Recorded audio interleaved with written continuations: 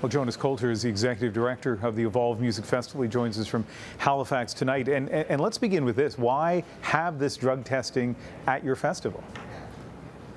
Just another thing that we can do to ensure the safety of the patrons who come to Evolve. And so how do you hope it works? What would the testing look like? Well, the testing is their kits, and essentially, from my knowledge, I haven't used them, but I've looked online that an attendee would come up, scratch a little bit of a pillar of powder onto a petri dish. A liquid would be poured on top of it, which would make it turn a color. You would color match it to identify what the compounds are in that substance.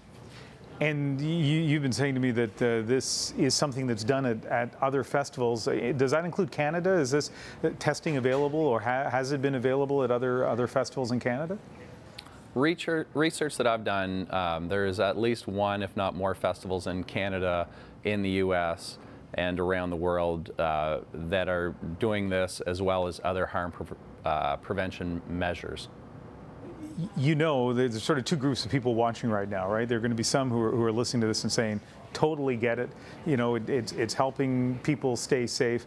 Another group probably shaking their heads, just saying to themselves, why would a guy offer testing like this to encourage people to take drugs at a music festival? What do you say to that second group? Well, when you're talking about a young demographic of kids that are going to a festival that are going to do drugs, either you can ignore the elephant in the room, or you can be proactive and try and ensure the safety and encourage offering information and knowledge to them to be able to navigate as safely as possible through festivals. And so if the testing goes ahead and if it works properly, what does it prevent? So, you know, a kid goes in there, has their pill sort of tested with this, and then they discover what? There are impurities in it, or it's not the pill that they thought it was? Is that how this is supposed to work?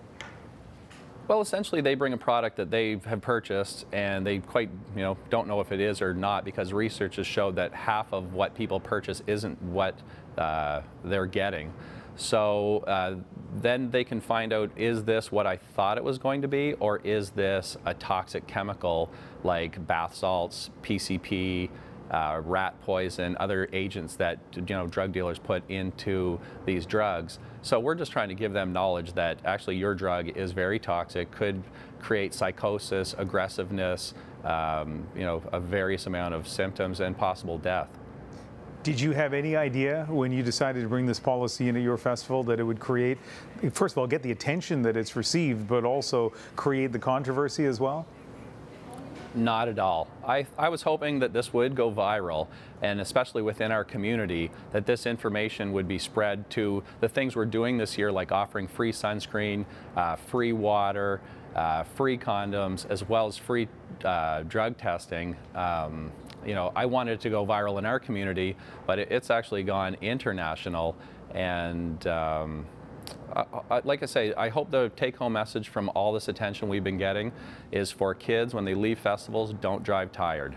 More people die driving tired, leaving festivals and events, than from drug overdoses or from accidents at festivals.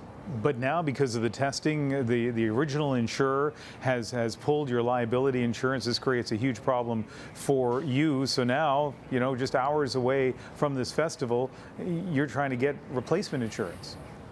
Yes, I'm very hopeful. I don't think it'll be a problem. We've still got 2 to 3 days. Doors are supposed to open early on Thursday. I'm thinking worst comes to worst, they open Friday. It gives us 3 days to play with.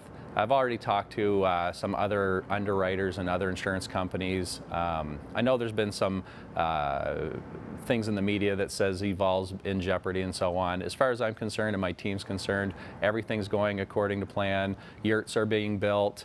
And we're very hopeful that doors will be open Thursday, if not Friday. Jonas, the irony doesn't escape me. Here you are doing this testing, hoping that it actually makes things safer for the people at the festival, but it's the very reason why, so far at least, you've lost your insurance. Yeah, for now it is ironic that we've been doing things to try and make people safer. And in turn, we have lost our insurance, but we still have 3 days to work with. We're very hopeful that in the next 3 days we'll find another underwriter and we'll be dancing on the hill in Antigonish.